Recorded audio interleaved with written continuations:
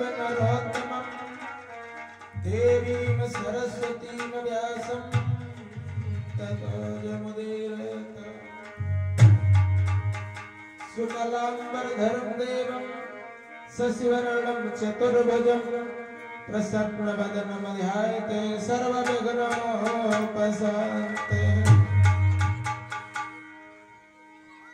भक्ति भक्ति भगवंत गुरु चतुर्नाम बपु एक, इनके पद वंदन किए नासत विघ्न अनेक।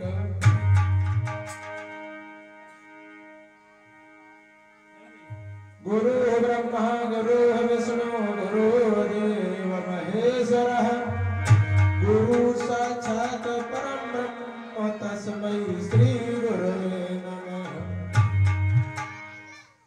राम अनंत अनंत गुण अमित कथा विस्तार, सुनिया चरज न मान है जिनके विमल विचार। बोले गोविंद भगवान की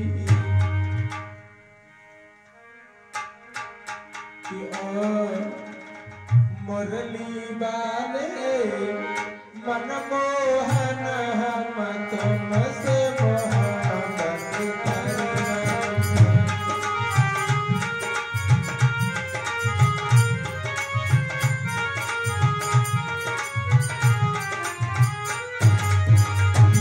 ओ मुरली वाले मनमोहन हम तुमसे मोहब्बत करना।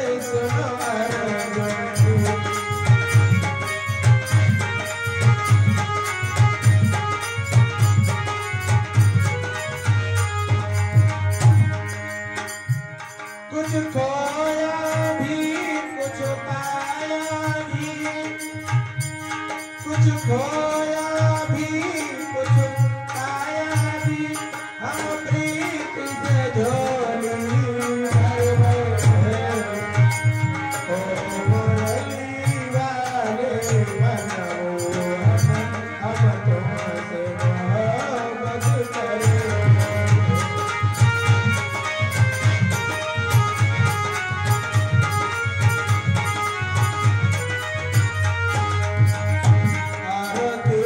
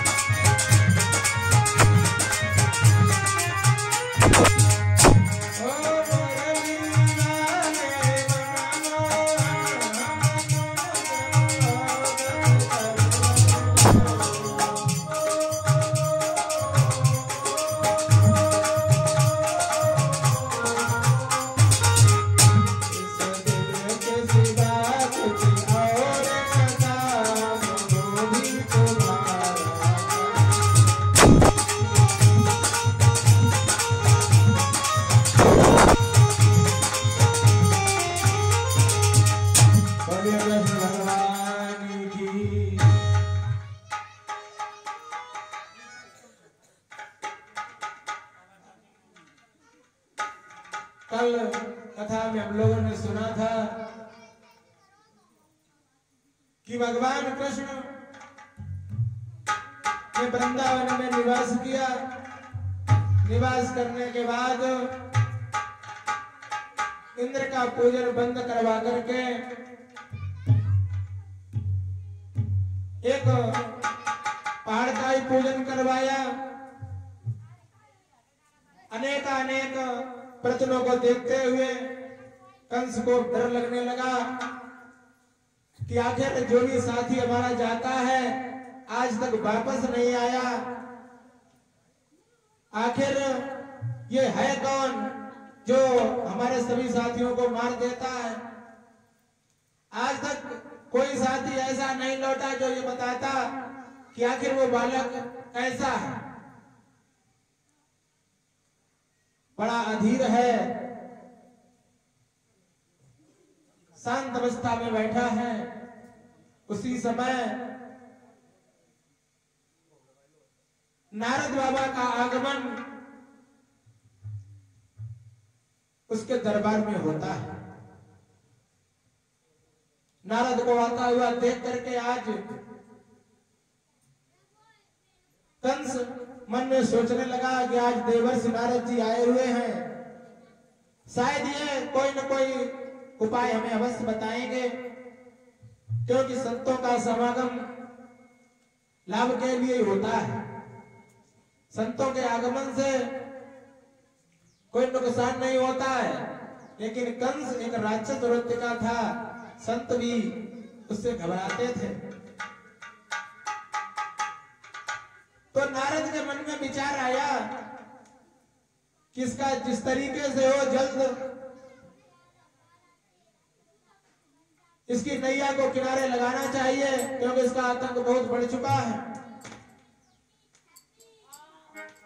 दरबार में जब नारद बाबा पहुंचे तो बहुत ही आवभगत किया। सुंदर सा आसन बैठने के लिए प्रदान किया। नारद बाबा को आज बहुत ऊंचे आसन पर बैठलाया। नारद बैठ करके पूछने लगे कि हे कंस, जब मैं आपकी सभा में आया करता था तो आप बहुत ही हमें प्रसन्नचित्त दिखाई दिया करते थे, लेकिन आज ये उदासी कैसी छाई है। नारद ने कहा कि हे कंस राज दिनों दिन तेरी और क्यों दशा बिगड़ती जाती है, क्यों दशा बिगड़ती जाती है।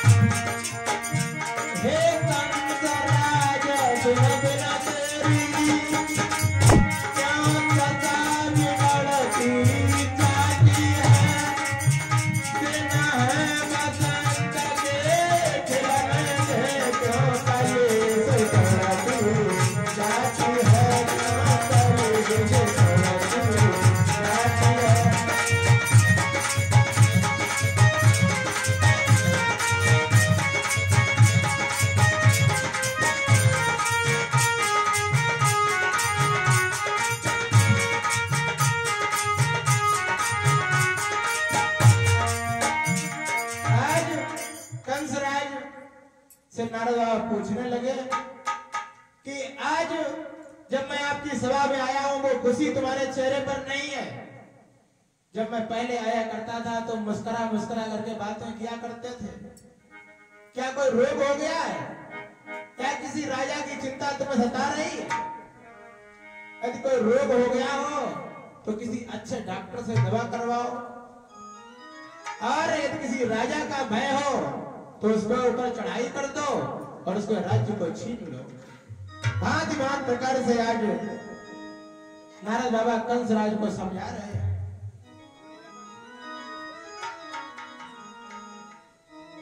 तो कंस ने नारद बाबा को बताया कि हे ऋषिवर, न तो मुझे कोई रोग है और न किसी राजा की चिंता है। चिंता तो बस केवल मुझे इतनी है कि जो गोकुल में 2 बालक हैं, उन बालकों ने हमारी सारी सेना को समाप्त कर दिया, हमारे सभी भाइयों और साथियों को मार दिया। आज जो भी वहां गया है लौटकर वापस नहीं आया है। हमें कोई आकर के ये बता देता कि वो बालक कैसे हैं तो आज मुझे बहुत प्रसन्नता होती, लेकिन मुझे दुख तो बस केवल एक ही बात का है। तो आज नारद बाबा ने बताया कि राजन विश्वास घात धोखा और हमारा ही ने गुमराह किया, और घर का भेदी वसुदेव हुआ जिसने लंका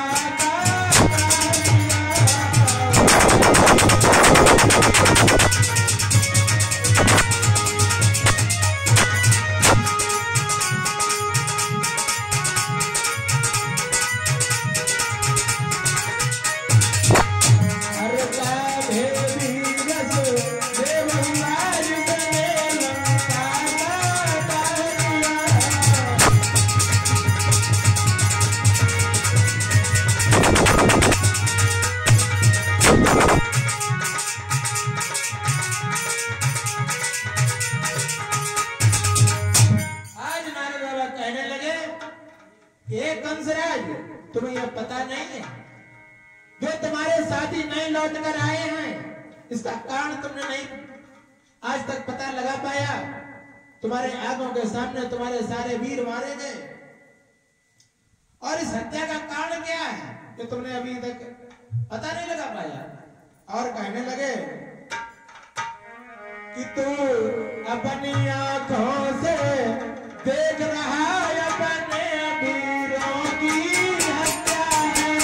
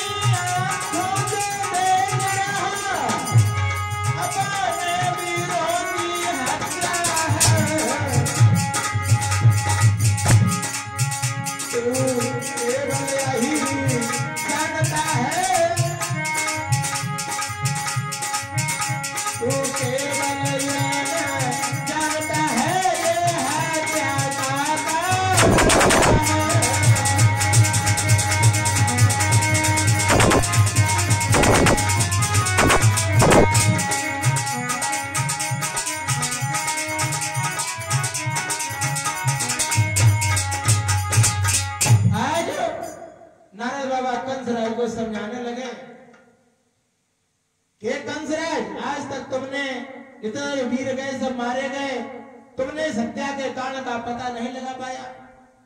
आज नारद ने कंसराज को समझाया कि जो तुमने अपने यहां जेल खाने में वसुदेव और देवकी को बंद किया है, यही तुम्हारे वीरों की हत्या के कारण बने हुए हैं। और आज तक तुमने यही जाना कि केवल कृष्ण और बलराम इस हत्या के कारण हैं, ये नहीं है। इन वसुदेव के कारण ही तुम्हारे सारे वीर मारे गए। और कहा कि तू केवल यही जानता है, ये सारा काम कृष्ण का है।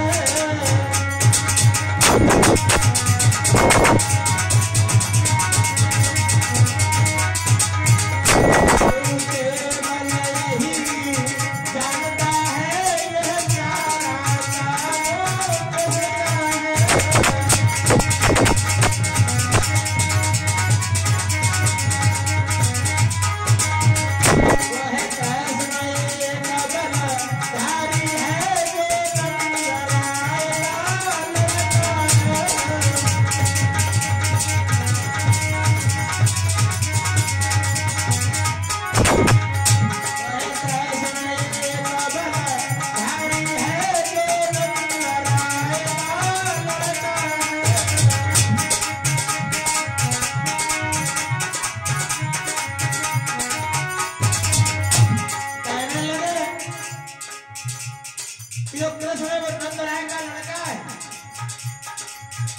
लेकिन राजन यह षड्यंत्र घोर, राजन यह षड्यंत्र घोर जो तेरे सर पर बीता है।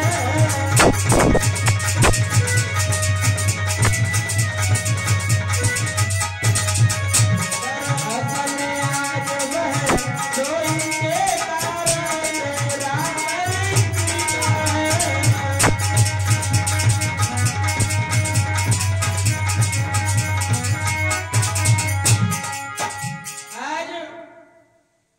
नारद जी समझा करके कंसराज को समझा रहे हैं, कहते हैं कि तुमने इसका पता नहीं लगा पाया।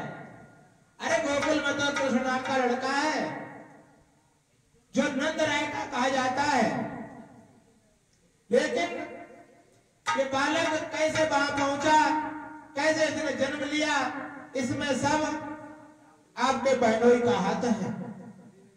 ये आपके बहनोई द्वारा ही रचा हुआ षड्यंत्र है। ये सब काम छलबल के साथ हुआ। इस बहनोई के कारण ही आपका बैरी इतने दिन तक जीवित रहा, नहीं तो अब तक जाने कब मारा गया होता। और बताया कि जब तुमने सुना था कि ये 7वां गर्भ द्रौपदी का गायब हो गया, तो वो गायब नहीं हुआ। ये सब देवताओं का उसमें जो है चाल था, षड्यंत्र था। कहने लगे कि 7वें गर्भ के गिरने में सारा माया का काम हुआ।